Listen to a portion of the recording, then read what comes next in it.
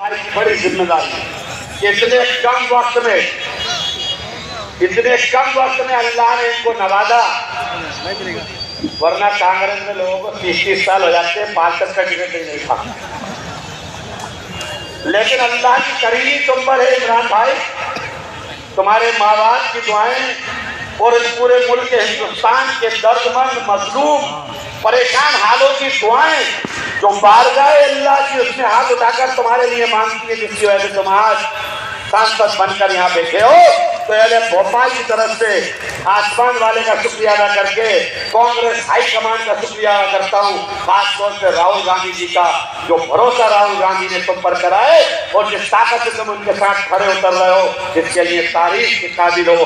बेपनाह मोहब्बतों के साथ अब मैं आमंत्रित कर रहा हूँ इमरान प्रतापगढ़ी को कि आइए आप और इमरान भाई मुखातिब हो और इनको बोलना मत ही डेढ़ 2 घंटे से पहले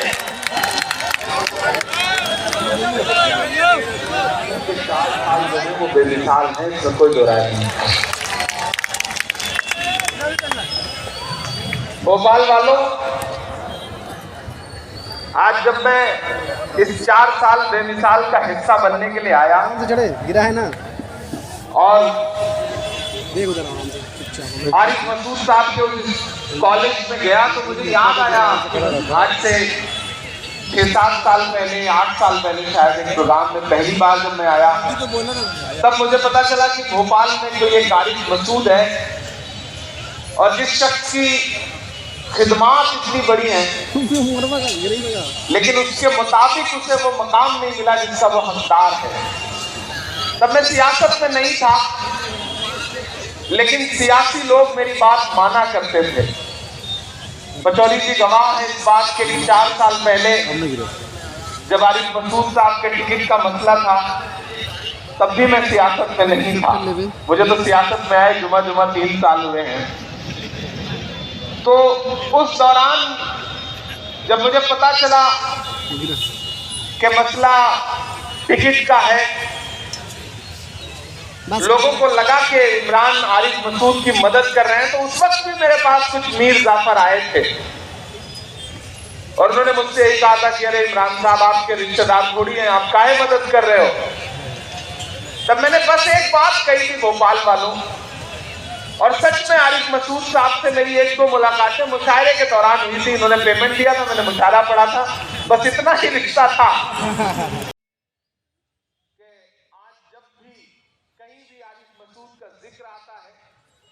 तो मुझे फख्र होता है, मुझे खुशी होती है कि सुरेश पटौरी जी ने, इमरान प्रतापगढ़ी ने जिस भाई के लिए लड़ाई लड़ी थी, वह हम सबकी उम्मीद पर खरा उतरा है। भोपाल वालों, पिछली बार आया था तो सिर्फ सांसद था, शायर था, इस बार आया हूं तो सांसद भी हूं। मैं मानता हूं कि इकबाल मैदान में आपसे मुलाकात के दौरान आपने किन्हीं मासूम लम्हों में मेरे लिए हाथ उठाए होंगे दुआओं के लिए।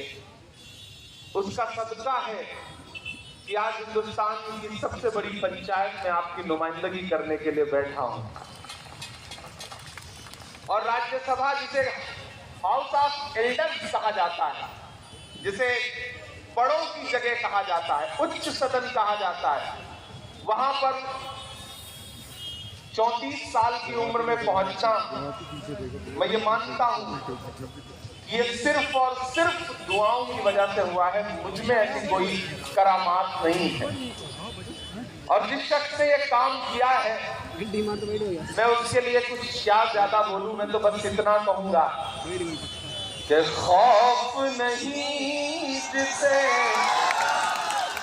मुरझाने का, मैं उस गुल के साथ खड़ा हूँ। आरिफ भाई ने कहा ना कि राहुल गांधी ने आप पे जो भरोसा जताया है और आपको खड़े रहना है, तो आरिफ भाई अलग-अलग पूरे हिंदुस्तान में जाके ये कह रहा हूँ कि खौफ नहीं जिसे मुरझाने का, मैं उस गुल के साथ खड़ा हूँ। खौफ नहीं जिसे मुरझाने का, मैं उस गुल के साथ खड़ा हूँ। कैसा भी दौर आए लेकिन मैं राहुल के साथ खड़ा हूँ। कैसा भी दौर आए लेकिन मैं राहुल के साथ खड़ा हूँ। कल भी खुल के साथ खड़ा था, आज भी खुल के साथ खड़ा हूँ। कैसा भी दौर आए लेकिन मैं राहुल के साथ खड़ा हूँ। भोपाल वालों, आज कुछ बहुत ज्यादा आपसे गुफ्तगू नहीं करनी है। सुरेश पचौरी जी ने, आरिफ भाई ने लगभग सारी बातें कर दी। मैं तो बस आपसे 2-3 बातें कर रहा हूँ। एक आध से सुना दूंगा, आया हूँ तो नहीं सुनाऊंगा। आपको लगेगा कि इमरान बदल गए, तो मैं कोशिश करूंगा कि मैं बदला हुआ इमरान ना लगूं, पुराना इमरान लगूं। बस आपसे 2-3 बातें ये कहना चाहता हूँ। आप 4 साल से आरिफ मसूद को परख रहे हैं, जांच रहे हैं, और मैं यहाँ से तकरीबन 1000 किलोमीटर दूर बैठ करके भी मेरी नजरें रहती हैं विधानसभा पर, भोपाल पर, मध्य प्रदेश पर। और मैं ये बात ईमानदारी से कह रहा हूं, मेरे इनसे रिश्ते हैं, मैं इसलिए इनकी तारीफ नहीं कर रहा हूं। मैंने हिंदुस्तान की सियासत में बहुत कम लोग ऐसे देखे हैं जो अपने लोगों का, अपनी विधानसभा के लोगों का, अपने मतदाताओं का इतना ख्याल रखता है। अरे भाई, मुझे वो लम्हा याद है कि जब आप इकबाल मैदान में जब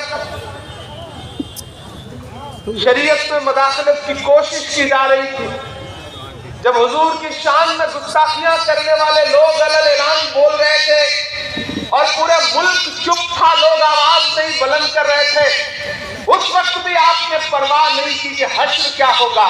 आपने बस ये कहा कि मैं ये बर्दाश्त नहीं कर सकता। मुझे याद है वो दिन कि हम बिहार चुनाव में थे, आपको वहां AICC ने ऑब्जर्वर बना के बुलाया था, और वही वो लम्हा है जब खबर आई थी कि आपका कॉलेज तोड़ा जाएगा, ढहाया जाएगा। मैं उन लम्हों में आरिफ मसूद के साथ था। मैं आरिफ मसूद को इसलिए भी पसंद करता हूं, लोगों के फोन आते थे परेशानी भरे के स्कूल गिराया जा रहा है, तब आरिफ मसूद कहते थे कि जिनकी बात करने की वजह से स्कूल गिराने की कोशिश की जा रही है, उनके लिए तो स्कूल क्या, आल औलाद भी कुर्बान करना पड़े तो कुर्बान कर दूंगा। मैं आरिफ मसूद को इसलिए पसंद करता हूं कि आरिफ मसूद ईमानदार है। मुझे खुशी है कि दलित भाइयों के लिए अपनी विधानसभा में जो काम करके आरिफ मसूद ने दिखाया है, मुझे लगता है कि पूरे हिंदुस्तान के कांग्रेस के हर विधायक को ये बात माननी चाहिए, अपनानी चाहिए, और अपनी विधानसभा के दलित भाइयों के साथ इसी तरह से इंसाफ करना चाहिए। बहनों के लिए राखी लेकर के आरिफ मसूद खड़े। आरिफ मसूद को जब मैं देखता हूं तो मुझे अशोक साहिल का शेर याद आता है, इमेज कुछ भी बनाई गई हो, लेकिन जब जब मैं आरिफ मसूद के लिए काम देखता हूं तो मुझे अशोक साहिल याद आते हैं कि मैं तुम्हें अपने उसूलों की कसम देता हूं, मैं तुम्हें अपने उसूलों की कसम देता हूं, मुझको मजहब के तराजू में न तौला जाए, मैंने इंसान ही रहने की कसम खाई है, मुझको हिंदू या मुसलमान न समझा जाए। सियासत में रह करके इंसानियत के लिए, इंसानी हुकूक के लिए मुश्किल दौर में, एक ऐसा दौर है कि जब आवाजों पर पाबंदी है, एक ऐसा दौर है जब एजेंसियां तैयार खड़ी हैं कि अगर आप हक के साथ खड़े हैं तो हुकूमतें आपके खिलाफ हैं। ऐसे दौर में इस तरह के जो चिराग हैं ये जलते रहे, इन्हें हवाओं से बचाने की जिम्मेदारी हमारी आपकी है। मैं भोपाल की आवाम के बीच में खड़ा होकर के ये कह रहा हूँ कि मेरे भाई, हर वफा जिंदगी जावेद नहीं होती है, हर वफा जिंदगी जावेद नहीं होती है। आरिफ भाई, बार बार आप चिंटुओं का जिक्र कर रहे थे, कभी भाजपा के चिंटू और कभी यहाँ जो छोटे छोटे चिंटू हैं, ये रहेंगे, इनका काम ही यही है, इनकी खुराक यही है। ये व्हाट्सएप पर, सोशल मीडिया पे कुछ नहीं लिखेंगे तो इनको खाना नहीं हजम होगा। लेकिन सबको पता है कि उनकी हैसियत कितनी है, हमें भी पता है। उन्हें लगता है कि उन्होंने व्हाट्सएप पे एक मैसेज ग्रुप में डाल दिया तो उन्होंने दुनिया फतेह कर ली। उन्हें पता ही नहीं कि दुनिया किस मकाम पे खड़ी है। मैं आपसे कह के गया था, आपने सलामत रख ली। अब मैं आरिफ मसूद साहब से कह रहा हूं कि नेक आमाल सलामत रखना, नेक आमाल सलामत रखना, दिल के जंजाल सलामत रखना, तेरे हाथों में सौंपता हूँ इसे, तेरे हाथों में सौंपता हूँ इसे, मेरा भोपाल सलामत रखना, मेरा भोपाल सलामत रखना, नेक आमाल सलामत रखना। और जो हुकूमत में बैठे हुए लोग हैं जिन्हें लगता है कि बुलडोजर से कुछ ईंटें गिरा करके वो लोकतंत्र को कुचल देंगे, संविधान को कुचल देंगे, तो मैं इमरान प्रतापगढ़ी आज खड़ा होकर के हिंदुस्तान के तमाम मजलूमों की आवाज बन करके बोलता हूँ कि मेरे हिंदुस्तान से मेरी निस्बत कैसे तोड़ोगे, निस्बत कैसे तोड़ोगे। अब मैं अपने रंग में आ रहा हूँ, आप भी अपने रंग में आइए। अब मैं नेता बन के बात नहीं करूंगा, मैं शायर बन के बात करूंगा आपसे। यहाँ बैठे हुए सुरेश पचौरी जी, माइनॉरिटी डिपार्टमेंट के हमारे स्टेट चेयरमैन शेख अलीम साहब, अतर साहब, नसीब भाई, बाकी जो भी यहाँ पे जिम्मेदारान बैठे हैं, मैं थोड़ी देर के लिए शायर बनता हूँ, आप भी थोड़ी देर के लिए मेरे चाहने वाले बन जाइए जैसे आप हमेशा से हुआ करते हैं। मैं नज़्म सुनाता हूँ। जिन्हें ये लगता है कि वो आवाज दबा देंगे, जिन्हें ये लगता है कि वो चंदीते गिरा करके सोचते हैं कि लोग डर जाएंगे, मैं उनसे ये कहना चाहता हूं कि मेरे हिंदुस्तान से मेरी निस्बत कैसे तोड़ोगे, निस्बत कैसे तोड़ोगे। अपनी आंखों में रखना खरगोन को, अपनी आंखों में रखना, बाकी वो तमाम इलाके जिन्हें आप जानते हैं, समझते हैं। मैं बोल रहा हूं, मैं इसलिए जिंदा हूं कि मैं बोल रहा हूं। दुनिया किसी गूंगे की कहानी नहीं लिखती। जिन्हें ये लगता है कि इमरान सियासत में आने के बाद अपनी आवाज का लहजा नर्म कर लेगा या चुप हो जाएगा, मैं उनसे ये कहना चाहता हूं कि मैं इसीलिए सियासत में हूं क्योंकि मुझे मजलूमों की आवाज सड़क पे भी उठानी है और संसद में भी उठानी है। मैं इसीलिए सियासत में हूं। तब मैं ये नस्ल सुनाता हूं आपको कि मेरे हिंदुस्तान से मेरी निस्बत कैसे तोड़ोगे, निस्बत कैसे तोड़ोगे। तैयार रहना अगले मिसरे पे, यहाँ से लेकर के पीछे तक इस तरफ भी। मेरे हिंदुस्तान से मेरी निस्बत कैसे तोड़ोगे, मेरे हिंदुस्तान से मेरी निस्बत कैसे तोड़ोगे। छत तोड़ोगे लेकिन मेरी हिम्मत कैसे तोड़ोगे। मेरे हिंदुस्तान से मेरी निस्बत कैसे तोड़ोगे, निस्बत कैसे तोड़ोगे। मेरे हिंदुस्तान से मेरी निस्बत कैसे तोड़ोगे। छत तोड़ोगे लेकिन मेरी हिम्मत कैसे तोड़ोगे। मेरे हिंदुस्तान, पहला बंद पड़ता हूं कस्म का कि तुमने मेरे देश का सारा ताना बाना तोड़ दिया। गुवाहाटी हाईकोर्ट के जज ने कहा बुलडोजर तो बंद कर दीजिए अदालतें। पटना के जज ने कहा कि फिर अदालतों का क्या काम है, अगर इंसाफ आप ही करेंगे तो। तब मैं बोलता हूं कि तुमने मेरे देश का सारा ताना बाना तोड़ दिया। तुमने मेरे देश का सारा ताना बाना तोड़ दिया। प्यार मोहब्बत वाला तुमने हर अफसाना तोड़ दिया, पर तुमसे नहीं टूटेगा मेरा भारत कैसे तोड़ोगे। छत तोड़ोगे लेकिन मेरी हिम्मत कैसे तोड़ोगे। मेरे हिंदुस्तान से मेरी निस्बत कैसे तोड़ोगे, निस्बत कैसे तोड़ोगे। कि एक तरफ मगरूर हुकूमत के जालिम बुलडोजर है, मध्य प्रदेश वालों, भोपाल वालों, एक तरफ मगरूर हुकूमत के जालिम बुलडोजर है, एक तरफ कुछ मजलूमों के सहमे छप्पर है। पर जालिम कहने की जुर्रत कैसे तोड़ोगे।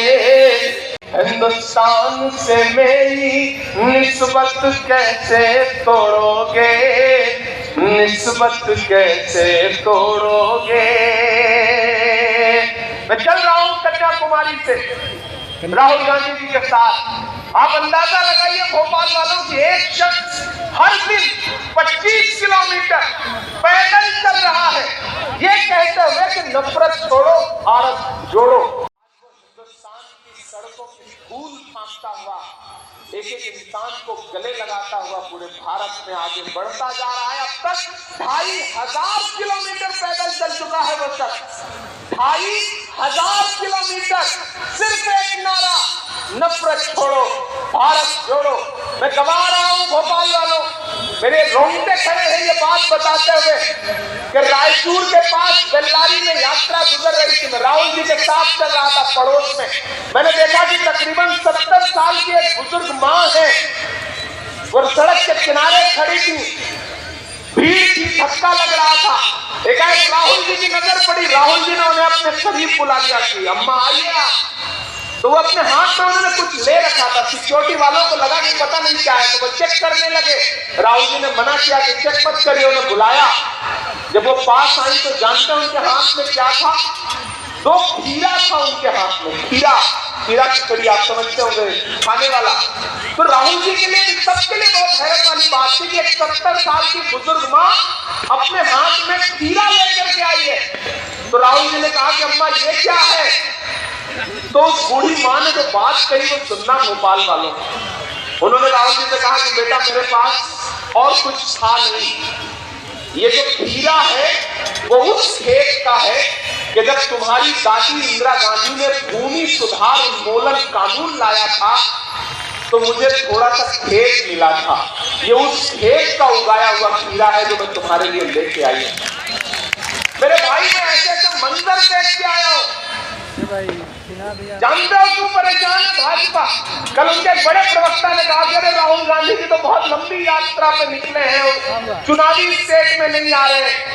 मैंने कहा बिना आए हिमाचल हार गए आप, जहां से नड्डा जी आते हैं। अच्छा नरेंद्र मोदी जी गुजरात जीते तो बड़ी बड़ी फोटो चैनलों पे चली नरेंद्र मोदी जी की, लेकिन हिमाचल हारे तो हारने पे फोटो नहीं लगी, वहां लगी नड्डा जी की। ये जो मीडिया जो खुराफात करता है, खुराफात को समझिएगा। तो मैंने उनसे कहा कि मेरे भाई राहुल गांधी इस बार बहुत लंबी सोच के साथ निकले हैं। वो जानते हैं कि देश से जब तक नफरत कम नहीं होगी तब तक भाजपा कम नहीं होगी। वो नफरत कम करने के लिए निकले हैं, वो डर कम करने के लिए निकले हैं। और हालत ये है कि राहुल गांधी जी की दाढ़ी पे कमेंट, राहुल गांधी जी की टी शर्ट पे कमेंट, ट्राउजर पे कमेंट। मेरे भाई भारतीय जनता पार्टी के पास मुद्दे नहीं बचे हैं, बौखला गई है भाजपा।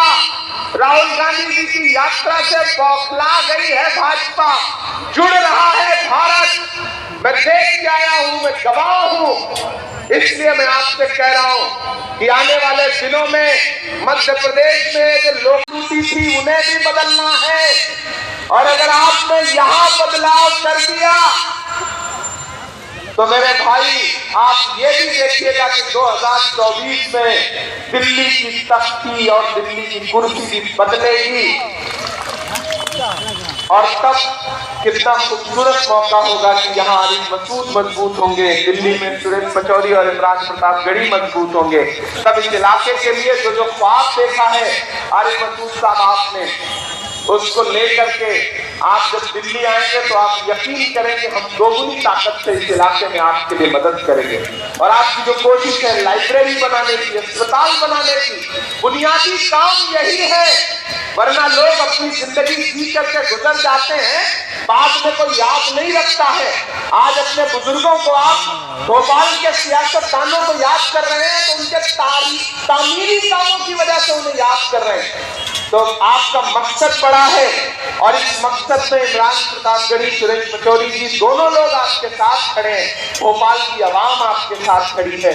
मैं कुछ बहुत ज्यादा नहीं कहूंगा, एक छोटी सी नज़्म आपको और सुना देता हूँ, क्योंकि सुबह पार्लियामेंट का सेशन है, कल मेरी स्पीच है पार्लियामेंट में। आज बिल्कुल मतलब हिंदुस्तान में कहीं भी किसी का भी प्रोग्राम होता तो मैं नहीं आ पाता, लेकिन आरिफ मसूद साहब की आवाज में वो जादू है और इनके बुलावे में वो ताकत है कि इन्होंने 2 दिन पहले मुझसे कहा कि आना ही पड़ेगा। तो आज सुबह फ्लाइट पकड़ने से मैंने इनको पहले फिर फोन किया, मैंने कहा आना जरूरी है, तो इन्होंने कहा बिल्कुल आना जरूरी है। मैं चुपचाप जैसी हालत में था वैसे ही एयरपोर्ट आया और सीधे आ गया। अभी निकलूंगा और सुबह 10:30 बजे पार्लियामेंट पहुंचूंगा और कल कुछ अहम मुद्दे हैं जिनको उठाना है। तो मैं आपसे ये कहना चाहता हूं मेरे भाई कि हम सब बहुत बड़ी लड़ाई लड़ रहे हैं, बहुत बड़ा मिशन लेके निकले।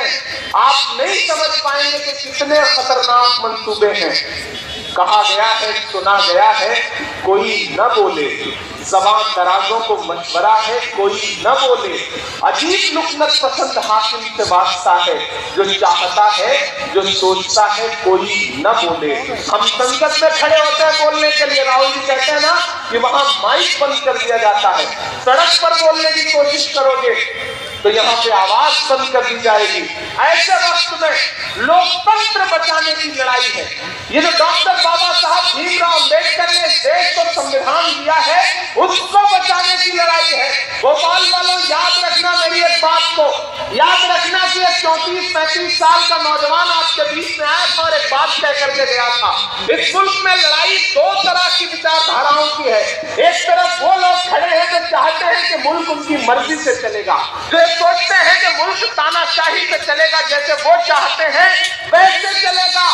लेकिन एक तरफ वो लोग खड़े हैं जो कहते हैं कि ये देश डॉक्टर बाबा साहब भीमराव अम्बेडकर के संविधान से चलेगा, जो ये कहते हैं कि ये देश महात्मा गांधी के विचारों से चलेगा, जो ये कहते हैं कि ये देश पंडित जवाहरलाल नेहरू के उसूलों से चलेगा, जो ये कहते हैं कि ये देश मौलाना आजाद के ख्वाबों से चलेगा। आपको तय करना है कि आप किस तरफ खड़े हैं। हम जानते हैं कि आप उस तरफ खड़े हैं जहां डॉक्टर बाबा साहब भीमराव अम्बेडकर का संविधान खड़ा है, जहां लोकतंत्र खड़ा है, जहां इस देश के तमाम जंगे आजादी के सिपाहियों का लहू खड़ा है। मुझे पता है आप वहां खड़े हैं, तो आप ये जान लीजिए कि आरिफ मसूद भी उसी जमात में खड़े हैं, सुरेश पचौरी भी उसी जमात में खड़े हैं और इमरान प्रतापगढ़ी भी उसी तरफ खड़ा है। और हम इस देश में संविधान बचाने के लिए, लोकतंत्र बचाने के लिए हर वो कुर्बानी देंगे। हमारे लहू का आखिरी खतरा भी अगर इस देश के संविधान को बचाने में लगेगा तो हम पीछे नहीं हटेंगे। ये हम आपसे वादा कर रहे हैं। भोपाल वालों, ये लड़ाई आपको भी इसी तरह से लड़नी पड़ेगी, क्योंकि इनके मंसूबे बहुत खतरनाक हैं, इनकी साजिशें बहुत खतरनाक हैं। हम समझ रहे हैं, हम ऐवान में पहुंच गए हैं तो हम देख रहे हैं, हम जान रहे हैं कि वो कैसे कैसे बिल लेकर के आ रहे हैं, कैसे कैसे कानून बनाना चाहते हैं। यहाँ जो ये छोटे छोटे फुटकर लोग घूम रहे हैं, उन्हें तो पता भी नहीं है कि साजिशें कितनी बड़ी हैं। एक बात याद रखना कि जब जंगल में आग लगती है तो न तो वो बरगद बचते हैं जो हवा को आंधी में तब्दील करते हैं, और न वो बांस बचते हैं जिनकी आपसी रगड़ से चिंगारी पैदा होती है। याद रखना, यहाँ दानिश्वर लोग खड़े हैं, यहाँ समझदार लोग खड़े हैं, पढ़े लिखे लोग खड़े हैं। मैं फिर से दोहरा रहा हूँ, कि जब जंगल में आग लगती है तो न तो वो बरगद बचते हैं जो हवा को आंधी में तब्दील करते हैं, और न वो बांस बचते हैं जिनकी आपसी रगड़ से चिंगारी पैदा होती है। इसलिए ऐसे जो भी लोग हैं, मैं उनसे बतौर मोहब्बत ये कहना चाहता हूं कि मैं देख के आया हूं गुजरात में, मैं देख के आया हूं बाकी सूबों में किस तरह की साजिशें, किस तरह की प्लानिंग होती है। एक विधायक हुआ करता है अहमदाबाद में, विधायक थे हमारे भाई, 3 बार से विधायक थे, गयासुद्दीन शेख। गए वहां पर कुछ लोग, अपनी क़यादत का नारा बुलंद किया और 15 साल के विधायक को 4000-5000 वोट से हरा करके वापस लौट गए, 2000 वोट। ये हो रहा है और इस साजिश से आपको महफूज रहना है भोपाल वालों। मैं बहुत मोहब्बत से आपसे ये बात कह रहा हूँ। मैं एक आध नज़्म आपको सुनाता हूँ। अच्छा, 2-3 सुनाना पड़ेगा। अरे भाई पूरी तरह नेता हो गए, इन्हें पता चल गया है कि पकड़ में आ गया है तो आज इसको जितना इससे काम लेना है काम ले लिया जाए। लेकिन ये मेरे भाई हैं और इनकी मोहब्बत है तो हम उसे टाल भी नहीं सकते हैं। झील में पानी बरसता है हमारे देश में, खेत पानी को तरसता है हमारे देश में, जिंदगी का हाल खस्ता है हमारे देश में, दूध महंगा खून सस्ता है हमारे देश में। मैं खड़ा हूँ, याद करिए वो नारा, एक नारा आया था ना कि ना खाऊंगा ना खाने दूंगा। किसका नारा था पता है ना? मेरे हाथ में सौंप दीजिए तिजोरी की चाबी, मैं देश नहीं लुटने दूंगा, चौकीदार बन करके आपकी सेवा करूंगा। याद है भाइयों बहनों, याद है? आज हालात जहां खड़े हैं, अब इमरान बोल रहा है कि कहां सोया है चौकीदार। ऐसे काम नहीं चलेगा। पता नहीं क्यों मुझे ऐसा लग रहा है वो पुराना वाला भोपाल नजर नहीं आ रहा है, जो बिल्कुल एक एक मिसरे पे उछल पड़ता था। जो इधर लोग खड़े हैं, जो बिल्कुल हाथ बांध के खड़े हैं, जो छतों पर हैं, जो उधर पीछे खड़े हैं, मैं सबको शामिल करता हूँ कि कहां सोया है चौकीदार, कहां सोया है चौकीदार। गैस सिलेंडर की कीमत भी 1000 के पास, कहां सोया है चौकीदार, कहां सोया है चौकीदार। मैं शायर हूं तो मुझे थोड़ी सी छूट है तो मैं कह ले रहा हूं कि चाय बेचने वाला,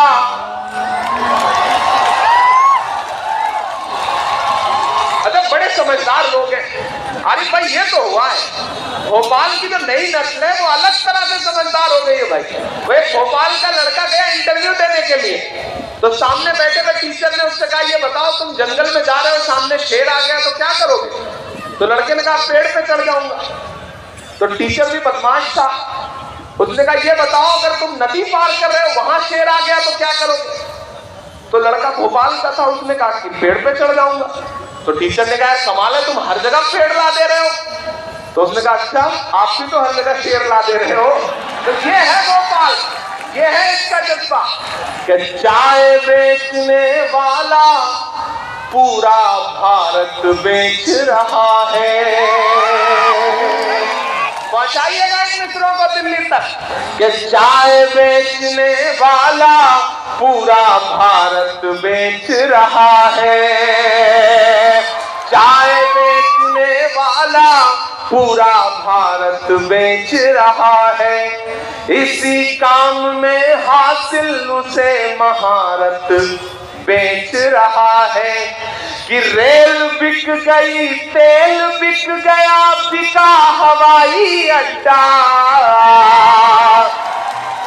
एक हवाई जहाज वाले मंत्री बने, मैं नाम नहीं लूंगा, नहीं आप जान जाएंगे कि आप ही के वहां वाले हैं जो इधर से उधर बैठे।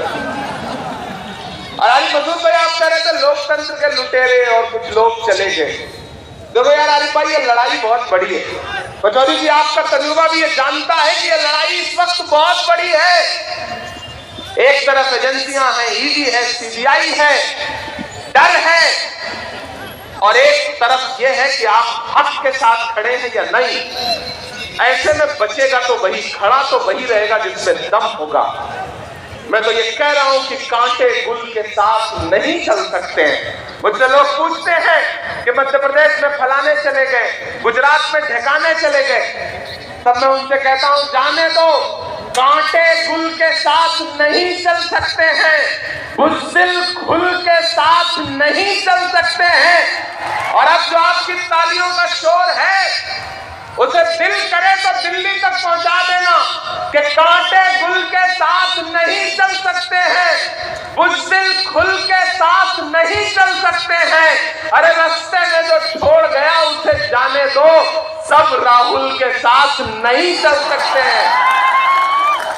ये बड़ी लड़ाई है और इस बड़ी लड़ाई में वही खड़ा होगा जो ईमानदार होगा, जिसका जज्बा सच्चा होगा, जिसे इस वतन से मोहब्बत होगा, जिसे संविधान से मोहब्बत है, जिसे लोकतंत्र से मोहब्बत है। सब मैं पढ़ता हूं कि चाय बेचने वाला पूरा भारत बेच रहा है, इसी काम में हासिल उसे महारत बेच रहा है। एक साहब ने कहा इमरान भाई आप शायर हैं, आप नाम भी नहीं लेते हो और बात भी कह देते हो। मैंने कहा चलो मैं अभी एक नाम लूंगा, आपको बहुत मजा आएगा। अब मैं वो नाम लेने चल रहा हूं, आप देखना कि बिना नाम लिए कितना मजा आया और जब मैंने नाम लिया तो कितना मजा आया। कि चाय बेचने वाला पूरा भारत बेच रहा है, इसी काम में हासिल उसे महारत बेच रहा है। कि रेल बिक गई, तेल बिक गया, बिका हवाई अड्डा, रेल बिक गई, तेल बिक गया, बिका हवाई अड्डा, सब कुछ बिकता देख के खुश है अपने जेपी नड्डा। क्या जनता महंगाई की मारी करती हाहाकार, कहाँ सोया है चौकीदार, कहाँ सोया है चौकीदार। गैस सिलेंडर की कीमत भी 1000 के पास, पेट्रोल और डीजल भी देखो रहा सैकड़ा मार, कहाँ सोया है चौकीदार, कहाँ सोया है चौकीदार। अब एक नज़्म सुनाता हूँ जो मेरे दिल के बड़े करीब है।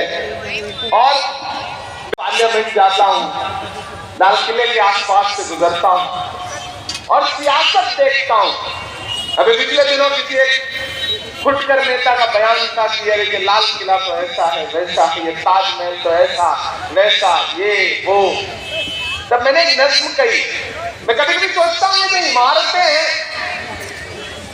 जो पूरी दुनिया में हिंदुस्तान की पहचान है, मैं दुनिया के किसी मुल्क में जाके जब मैं कहता हूँ मैं हिंदुस्तान से आया हूँ तो पूछते हैं कि हिंदुस्तान वो हिंदुस्तान जहाँ ताजमहल है, वो हिंदुस्तान जहाँ ये इमारत है, वो इमारत है।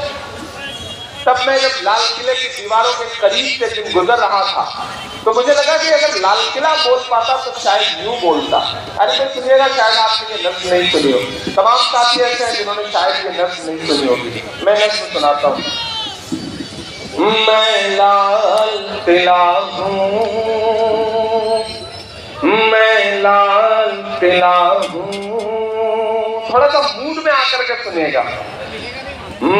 मैं लाल किला हूँ, हिंदुस्तान में तुझे तोहफे में मिला हूँ।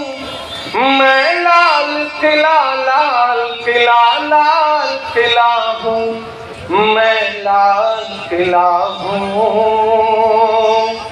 कि मेरे बनाने वाले से नफरत भी है उनको और मेरी दीवारों से मोहब्बत भी है उनको। मैं तारीखी शहर में खड़ा हूं, वहां उस दीवारों पे खड़े होकर भाषण भी देना है, लेकिन सियासत भी करनी है। तब इमरान बोल रहा है कि मेरे बनाने वाले से नफरत भी है उनको और मेरी दीवारों से मोहब्बत भी है उनको। भारत की सिपाही है मेरी लाल दीवारें, सदियों की गवाही है मेरी लाल दीवारें। भारत की सिपाही है मेरी लाल दीवारें, सदियों की गवाही है मेरी लाल दीवारें। देखा गया एक ख्वाब हूँ मैं शाहजहां का, देखा गया एक ख्वाब हूँ मैं शाहजहां का, तामीरे कामयाब हूँ मैं शाहजहां का। तारीख के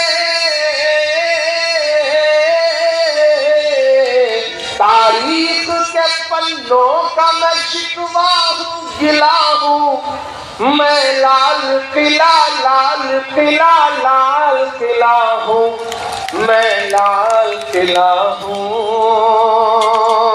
हिंदुस्तान में तुझे तोहफे में मिला हूँ मैं, लाल किला, लाल किला, लाल किला हूँ मैं, लाल किला हूँ। अब एक बंद सुनना कि नेहरू के ख्यालों का निगहबान रहा हूँ मैं, लाल बहादुर का भी अरमान रहा हूँ। नेहरू के ख्यालों का निगहबान रहा हूँ मैं, लाल बहादुर का भी अरमान रहा हूँ। राजीव अटल सबके हूँ अल्फाज समेटे। और अगला जो मित्रा है वो छू जाए तो मुझे बताना कि राजीव अटल सबके हूँ अल्फाज समेटे, खामोश समन मोहनी अंदाज समेटे। मैं इंदिरा के जज्बे सा फौलाद रहूंगा। अब तैयार है ना भोपाल वालों? मैं इंदिरा के जज्बे सा फौलाद रहूंगा। आबाद था आबाद हुआ आबाद रहूंगा। मैं इंदिरा के जज्बे सा फौलाद रहूंगा। आबाद था आबाद हुआ आबाद रहूंगा। मैं हिंद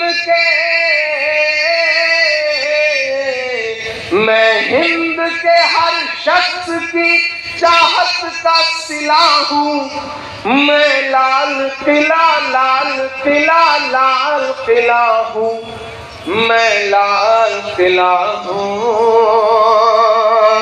कुछ तस्वीरें निकल के आते हैं जिन्हें लगता है कि लाल किले पे अपना झंडा फहरा दो। मैं इमरान प्रताप गढ़ी, हिंदुस्तान का एक जिम्मेदार शहरी, एक शायर यहाँ खड़ा होकर के बोलता हूँ, और जो मैं बोल रहा हूँ तो सच माना जाए। हमारे मुंह से जो निकले वही सदाकत है, हमारे मुंह में तुम्हारी जबान थोड़े है। तब मैं ये मिसरा पढ़ता हूँ कि बेशर्म सियासत की मैं तहरीर नहीं हूँ। अगला जो मिसरा है सच्चा हो तो आप फिर अपनी बेदारी एक एक मिसरे पे बताना मुझे कि बेशर्म सियासत की मैं तहरीर नहीं हूँ। सुन ले हुकूमत तेरी जागीर नहीं हूँ।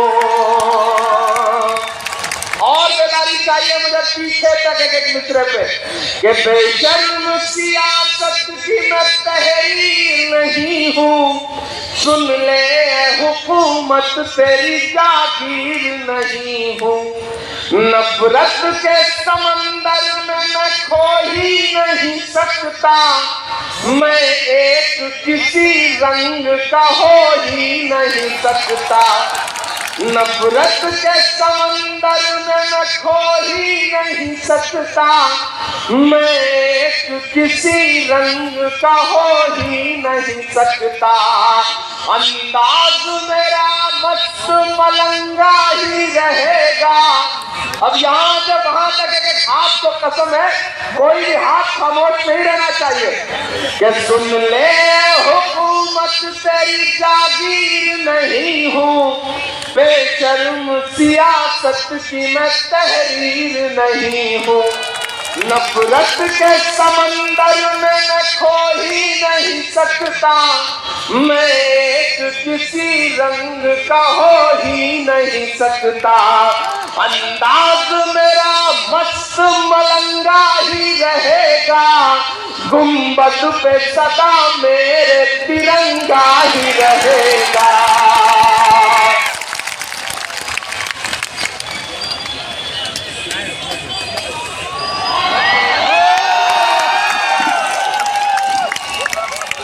मुझे लगता है कि अभी ये तालियां भोपाल तक है, इन्हें पूरे हिंदुस्तान में जाना चाहिए। मैं फिर से बोलता हूँ कि बेशर्म सियासत की मैं तहरीर नहीं हूँ, सुन ले हुकूमत तेरी जागीर नहीं हूँ, नफरत के समंदर में मैं खो ही नहीं सकता, मैं एक किसी रंग का हो ही नहीं सकता, अंदाज मेरा मस्त मलंगा ही रहेगा, गुंबद पे सदा मेरे तिरंगा ही रहेगा।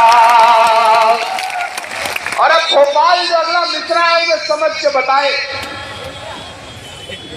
कि वो फूल हूँ, वो फूल हूँ, वो फूल हूँ जो हार की छाती पे खिला हूँ, मैं लाल किला लाल किला लाल किला हूँ, मैं लाल किला हूँ, इतिहास के पन्नों का मैं चितवा हूँ गिला हूँ, मैं लाल किला लाल किला लाल किला, मैं लाल किला हूँ। और जाते जाते ये शेर नहीं पढ़ूंगा ना तो फिर मुझे लगेगा मैं अधूरा छोड़ के जा रहा हूँ। कि दायरे में सिमट के आएगा, आज से भोपाल में इलेक्शन शुरू हो चुका है, आज से और इस बार का इलेक्शन आरिफ मसूद नहीं लड़ेंगे, इमरान प्रतापगढ़ी नहीं लड़ेगा, सुरेश पचौरी जी नहीं लड़ेंगे, आज से ये इलेक्शन भोपाल की आवाम लड़ेगी। कोई सुरेश पचौरी बन जाएगा, कोई आरिफ मसूद बन जाएगा और कोई इमरान प्रतापगढ़ी बन जाएगा। मेरे भाई, आप इस शख्स को सिर्फ अपनी विधानसभा तक महदूद मत रखो, ये पूरे मध्य प्रदेश का नेता है और दुआ करो कि मैं इसे पूरे हिंदुस्तान में लेकर के जाऊं, पूरे हिंदुस्तान का सफर कराऊं। इसलिए मैं ऐलान ये कह रहा हूं कि दायरे में सिमट के आएगा, हर रवायत से हट के आएगा, आंधियों को जरा खबर कर दो। मैं कहना तो नफरती चिंटू चाह रहा था लेकिन आंधी कह रहा हूं कि आंधियों को जरा खबर कर दो, शेर वापस पलट के आएगा, शेर वापस पलट के आएगा। एक बार फिर से आप सारी लोग इन मोहब्बतों का बहुत सारा शुक्रिया। इंशाल्लाह फिर आपके बीच में आऊंगा। मेरे भाई के लिए मेरे दिल के जो जज्बात थे वो मैंने कह दिए हैं, सुरेश पचौरी जी के दिल में जो जज्बात थे वो इन्होंने कह दिए हैं। अब मैं बस आपसे इतना कह रहा हूँ कि हर बात कही नहीं जाती, हर बात कहने की जरूरत नहीं होती। ये आपका है, भाई है आपका, और इसकी जरूरत भोपाल को है, मध्य प्रदेश को है, हमको है, आपको है। और दुआ करिए कि इस तरह की तस्वीरें जो हैं वो महफूज रहें। एक बार फिर से भोपाल की आवाम का बहुत थैंक यू।